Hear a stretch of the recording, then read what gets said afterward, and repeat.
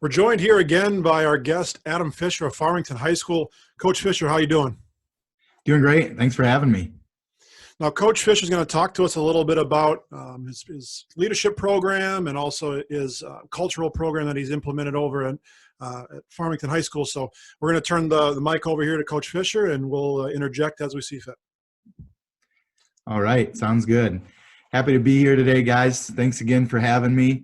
I'm just going to take you through a little bit here of kind of the character stuff that we do at Farmington High School.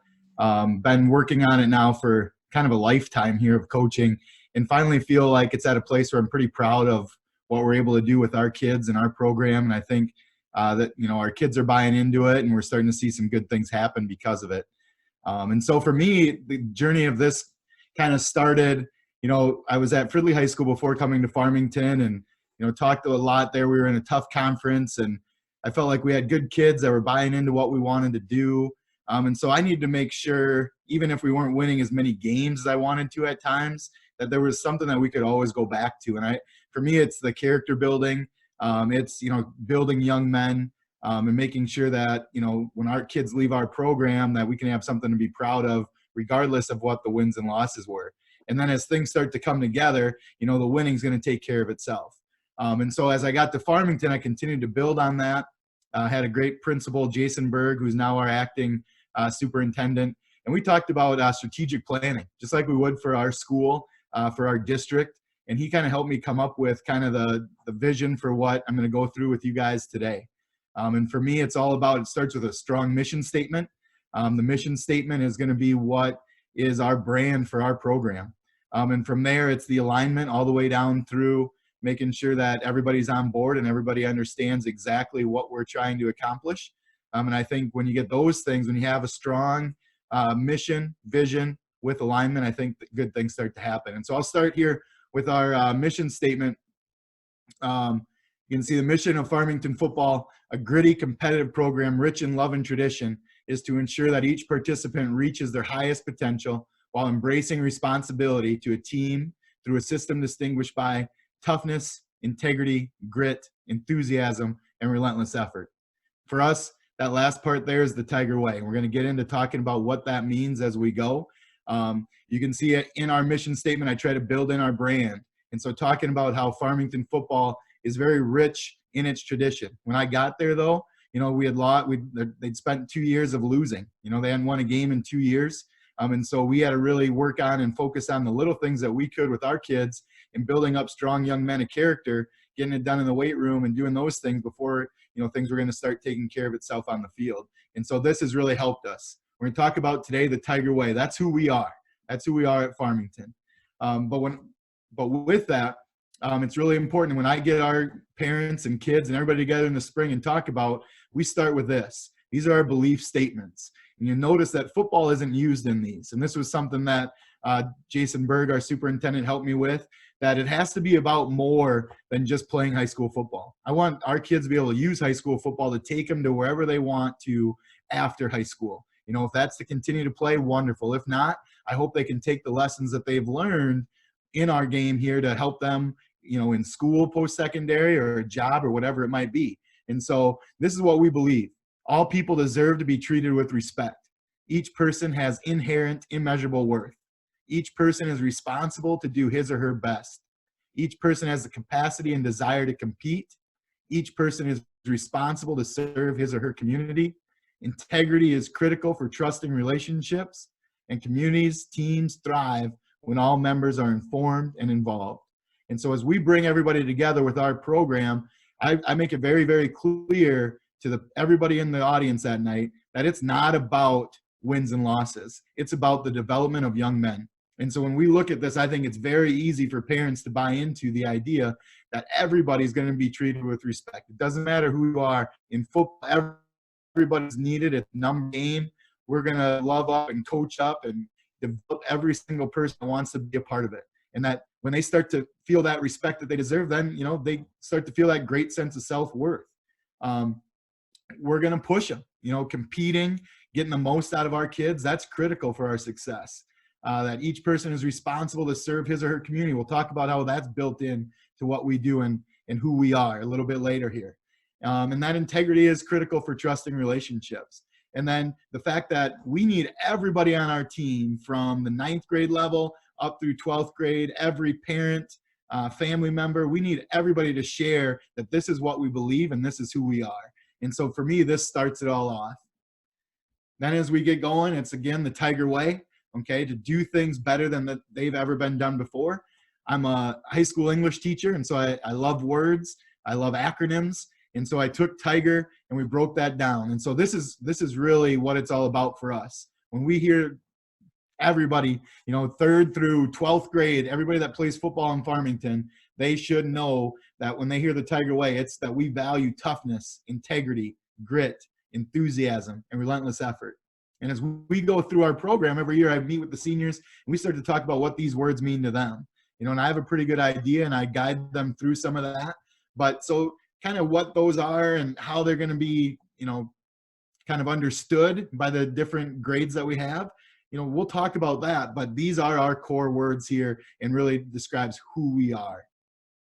Now, as we get going into it, we talk about an ambush is a group of tigers. And so we'll talk about our ambush alliance is our leadership group, and they're going to help us kind of live out some of these things. We talk about the importance of coming together is the beginning. So when we're sitting there talking in the spring, it's great to see everybody excited about football. But, it's keeping together, that's progress. It's showing up every day in the summer, and then it's staying together is success. Once we get to 2-a-days and the real work begins, who's all there, who's all in. But for us, when we're focusing on character, it's through relationships. Above everything else, it's the relationships with coaches, the players, to each other, and then development of the person. I got this from Coach Fleck. I'm a huge PJ Fleck fan. Just how we want to develop the person. It's academically, socially, athletically, spiritually. Okay. And from there, as we do that, then it's the development of the brotherhood, that we're focusing on friendship, loyalty. Okay. And as those things start to form, now you can ask more of your guys, that they start to really believe in sacrificing for each other. And that's when you can align in that purpose. And so that's kind of how we go about doing it. And academically, that's a huge piece for us. We're students first. I'm really proud of our guys. We were one of 2 6A teams this year to be in the academic gold standard. And so our guys have really started to buy into that. Athletically, yeah, we're going to train and do everything that we need to do to be big, fast, and strong and physical on the football field. Just what you need to be successful football players. Spiritually, I tell our guys that's believing in something bigger than yourself. And I think when that starts to happen, that's when you see really incredible things, take place on the football field. And socially, it's that development of the brotherhood. When you get captains like the guys that I have in this picture here, that really take ownership of that and believe in that, again, great things happen and special moments happen. Our captains in the bottom right here this year came to me and their classmate there in the wheelchair, a special needs young man, they wanted him to be an honorary captain one night. That's something that they thought up and came to me with the request to do, because they start to buy in. This group of seniors is the first one that has been all the way through the character training for 4 years of what we've tried to push, and they lived it. It wasn't just something that they talked about. And for us, that's what allowed us to go 5-3 in the regular season and have our best year that we've had in 8-9 years. And I believe in large part it's because of the character that these guys played with. So we talked about the Tiger Way and who we are, but it's how do we make that happen next? And so our next acronym is the SCAR acronym. It's how I want our kids, I chose SCAR as the acronym because I want our kids to leave their mark on the school, on the community, on the football program, through their time with us, the short time that we have them for 4 years. And so when we talk about SCAR, these are where we get into our words here of service, competitive excellence, attention to detail, and respect. Okay, and so this is how our kids now can really work on getting to that Tiger Way and living it out. So this is how. And so with that, for me, I believe it's something more than just talking about these words. And so for each one of them, I came up with a quote. And so for each year that the kids are in our program, in 9th grade, everybody has to know our quote for service. And our quote for service is, it's not how much we give, but how much love we put into giving. And I have a captain here. Hunter Headland was our captain this year, one of our captains. And so I had these guys up on stage with me in the spring, and they talked about what service meant to them after 4 years being in our program. And so that's really important. And we quiz guys on these quotes. And so when we're in the middle of a competition at practice, and we have a winner and a loser in about everything that we do, and some up downs around the line for the team that might have lost a certain competition, we'll pause right in the middle of those up downs and say, okay, you can get out of the last 10 if you can give me the quote for service. And we'll have the captains call on guys. And so they live these quotes, and it's something that, they really take to heart. Competitive excellence is our next one. And the quote for that is, success is the peace of mind derived from making the absolute and complete effort to do the best of which you are capable. I think so important in football. It's a short season. You never know how things are going to go. But if you can get your kids to buy in and give the best that they have inside, I think that's when you see a lot of great things start to happen. And so for this one, the 10th, 11th, and 12th graders need to know this quote.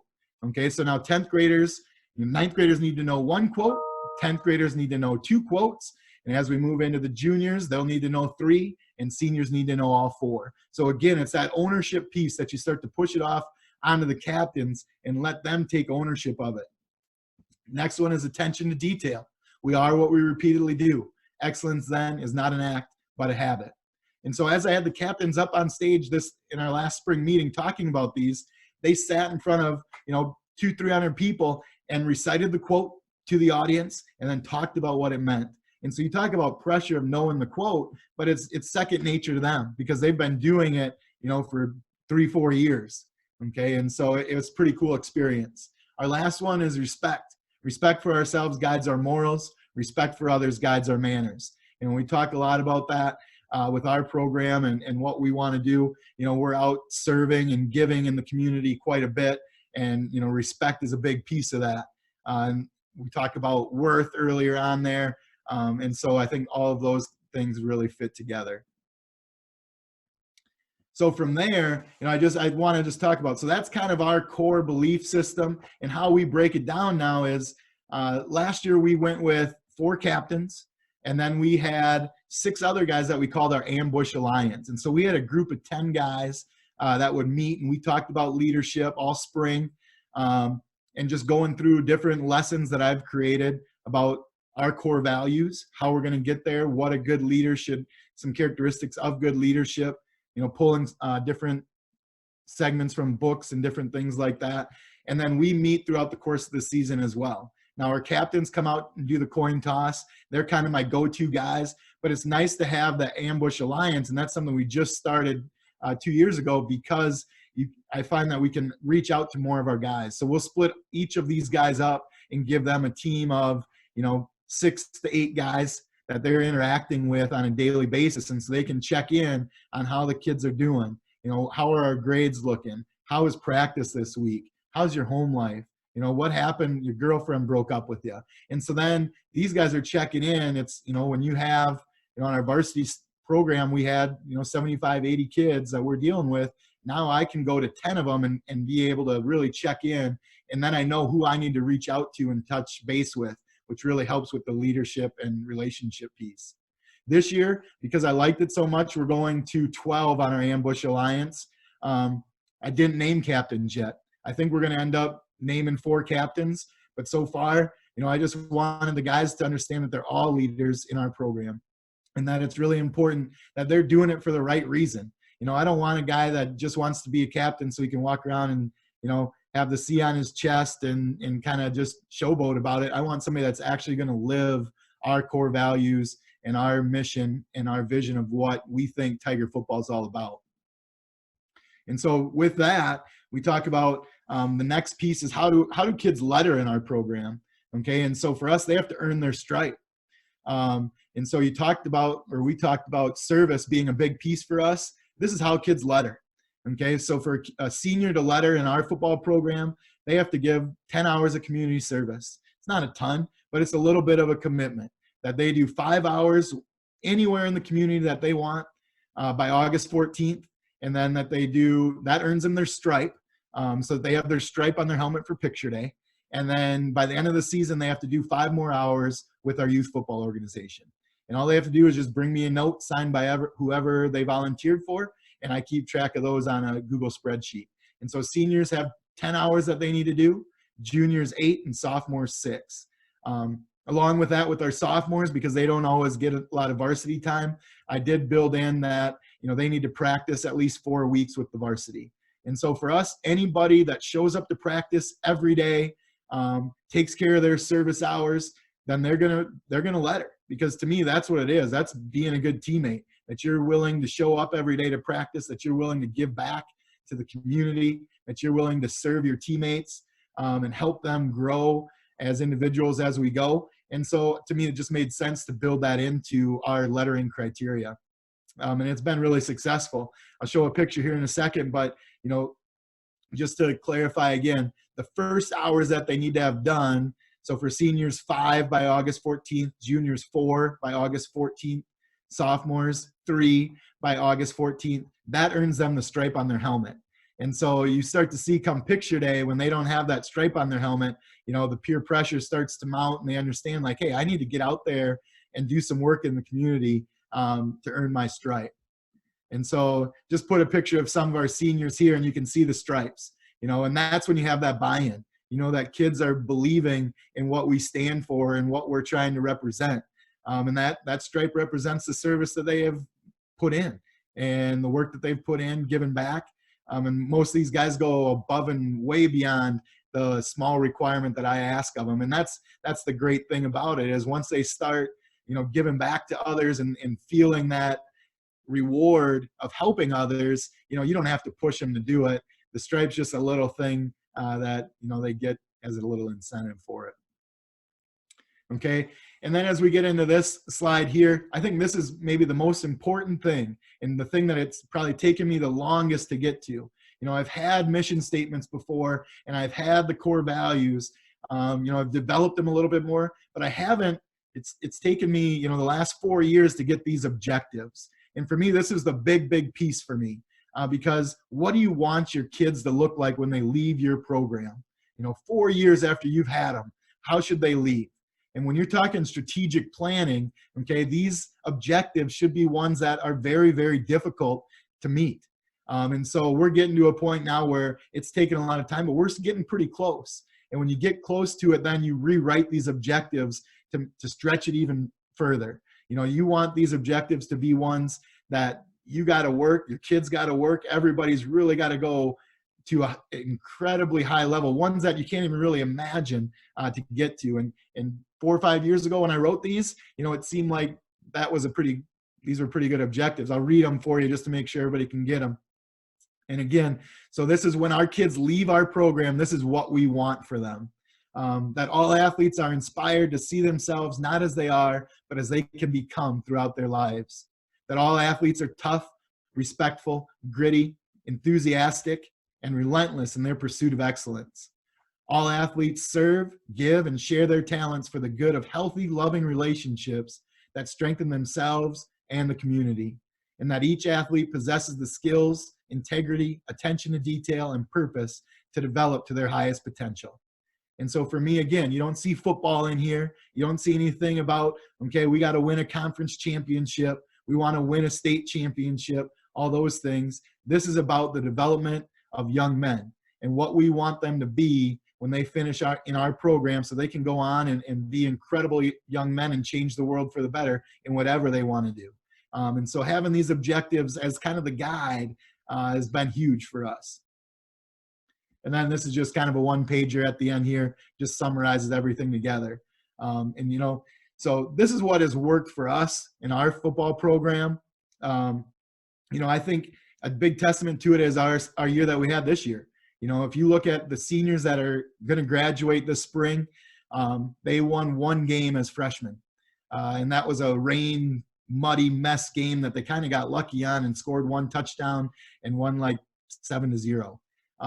But through character building, through work in the weight room, their sophomore year, we added some other kids to them. We moved some freshmen up to be with them, and they won 3 games.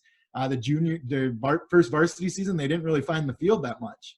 But by the time their senior year came, they were totally bought into what we want character-wise. They did an incredible job in the off season. buying into the weight room and our strength program. And then they really led us, and it was through their leadership that we were able to go 5-3 and had a really good chance in our first round playoff game and came up a point short to Shakopee. But talking to our kids after and talking to all of our underclassmen, every single one of them talked about the relationships that they had with our senior class and how they felt like they were a part of the team. And that, to me, was what it's all about. So that's a little bit about our program and how we go about kind of building character and how we want to do things. I hope that kind of helps, and hope I didn't go too fast. No, that's really good, Coach. And one thing I would ask as a follow-up question there is, you talk a little bit about, all the character development that you do, during the season and out of season. What are some of the topics you talk about with your leadership council and your ambush in developing those leadership capabilities? We kind of use a couple different books as our guide. So we've used like Urban Meyer's Above the Line as one of our core texts that we pull a lot from. We talk about relationship building a lot. We talk about how to develop trust with your teammates. We've looked at some Lencioni text about being humble, hungry, and smart, and trying to talk about and figure out kind of where everybody on our team is at using those three characteristics to kind of just see, okay, a big thing that we do with our guys is, okay, a top 10% guy, an 80% guy, and then, those guys that are in the bottom 10%. And so I want our leaders to understand, like, okay, you guys are top 10%. That's why you were voted to be leaders for our team. Okay, what do we do to get everybody else up there with you? And so we start to look at those kinds of characteristics there. And then what comes up, we kind of just go through, talking about, and I just pull from different things that I see all over the place. Coach, how does what you do in your program spill over to the rest of the school or the rest of the other programming? Do you work with other head coaches? Do other people come to you? I mean, how do you keep this going? Because if you're like all of our listeners and us, you have multi-sport athletes. You have guys who are leaving your program, going to another program. So how do your kids transition, and how does your overall organization of athletics deal with this kind of stuff? I think, at Farmington, all of our coaches try to do kind of their own piece. And I work really closely with our wrestling coach, Chad Olson, and we do a lot of similar stuff. He's done a lot. He does book studies. I've done book studies before with our leaders. And so I think we're always bouncing ideas off of each other. We try to really push multi-sport athletes. And so, I talk to Coach Olson all the time. He's the one that gave me the idea of kind of the Ambush Alliance and moving away from just a core group of 4 guys and having that bigger leadership group. And then I'm always talking to and looking for different ways to build on what we're doing. Our girls basketball and girls hockey programs do a fantastic job with stuff. They have a sports psychologist, and so we hired her this year to come in and meet with our kids. 4 times over the course of the season, and so it's a really healthy thing. I think our AD does a good job of bringing the coaches together at the end of the summer so that we can bounce ideas off of each other and see kind of what's working for different programs. So we're always trying to build off of what the other programs are doing and sharing ideas and, just trying to help our kids the best that we can. Another question I have is, looking at the development of your culture, and obviously is gaining some traction as you're starting to see the results start to follow on Friday nights. But, when you're going through those first couple of years and trying to put these high expectations in, what are you going through when, you're getting a little pushback from a culture that probably previously was different, and it's tough to kind of break that mold from a culture that may have not been as demanding as your new one is? How do you get them to, go through all that adversity and stick with the culture, even though they may not see the results right away? Yeah, well, I think that's the most important part about having a plan in place like this, is because, when you're coming into a program that does have the tradition, but has maybe stumbled a little bit in a transition and going to some bigger classes of football, you sometimes need, kids to understand, like, hey, this is what it's going to take for us to get to a high level. And if you're not interested in buying in, then, maybe it's not for you. But it's also our job as coaches to help kids understand, like, why this stuff is so important, and to say, like, hey, we are going to do things the right way. That might not show right away in the wins and losses, but you're going to be better because of it. And I think as kids start to see that and start to feel that, it's not something that's easy or that happens right away. But they do start to get it, and it's an easy sell for parents.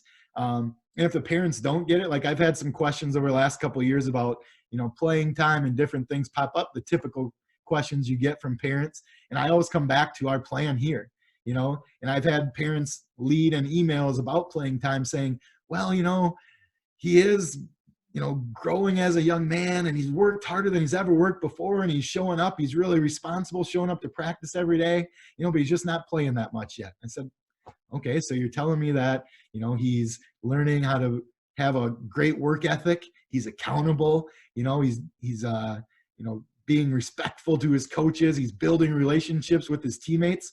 Well, it sounds like he's getting everything we want out of our football program. I'm sorry if that's not amounting to playing time, but it sounds like he's growing as a young man, and that's what we want more than anything. If he keeps doing those things, he's going to eventually, hopefully, find the field. And if he doesn't, he's still going to walk away much better than he was when he started here. And that's the idea, And so I think when you have something in place that you can come back to, and we use this, for any type of difficult situation that comes into play. Even, I have some great young ladies that work as our managers. And they had a little tiff going on, between each other. And we sat down one morning and I pulled up, our 10 beliefs and what we want and our objectives and how we're going to go about doing things. And I said, how you guys are acting right now isn't falling into what our culture is. You managers are just as important as the players, and you're going to be held to that same standard, and so we use this to guide us through everything that we do, and once the kids really buy in, I think that's when you see the results start to take place as well, as you touched on. I guess I got one more question here, then I'll turn it over to John. You talked about branding. Like, for coaches who may not be familiar with it, what are some of the ways you've branded, your culture or branded your program?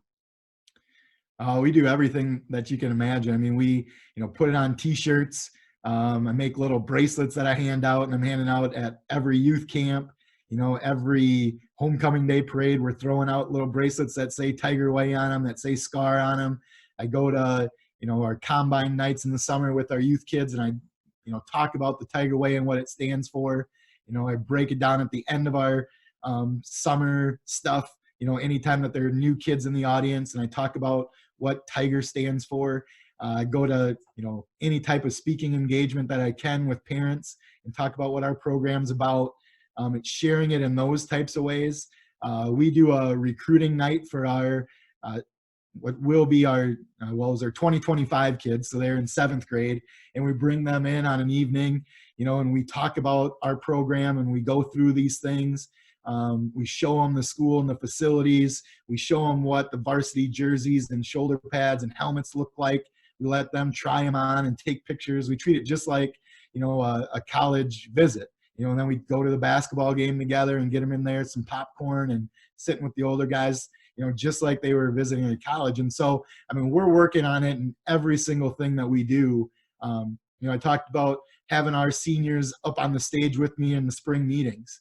I went as far as to invite up our moms up on the stage in the spring meetings, moms that are just getting started in our program, to moms that have had kids graduate, and talking about what the program means to them. And when you hear them start to echo back the words that I keep pushing out over and over, that it's starting to hit home a little bit. Coach, for Brian and I both too, I think that was an outstanding explanation of how your culture impacts not only your program, but also your school. I think that you give all of our listeners a glimpse into what has made you guys so successful and how to turn things around. And I just can't thank you enough for all of that. When you talk about the Tiger Way, I think anybody that listens to that is going to be able, even if they're not watching and they're just listening to you talk, they can hear two things really stick out to me. Is number one, your passion for your program. And only one time did you talk about record. And I think that should stand out to all of our listeners, the passion that you have for your program. And the other thing is the passion that you have for the Farmington community. So no matter where you're at, you have a piece of your program is formulated and centralized around the people who support you. and giving back. And I think that that's unbelievably positive message to get out to our listeners. Well, thank you. It is true. I mean, I love where I'm at. We have a great community that supports us. You know, and high school football is a small part of, you know, what our kids go through. And I'm just happy to be able to be a guide in their lives and to see them go out and do the incredible things. Once your seniors buy in and your kids start to buy in, they take it and it grows to things that, you know, you can't even imagine. And that's when you know that the character stuff's taken over. And that's, to me, what it's all about.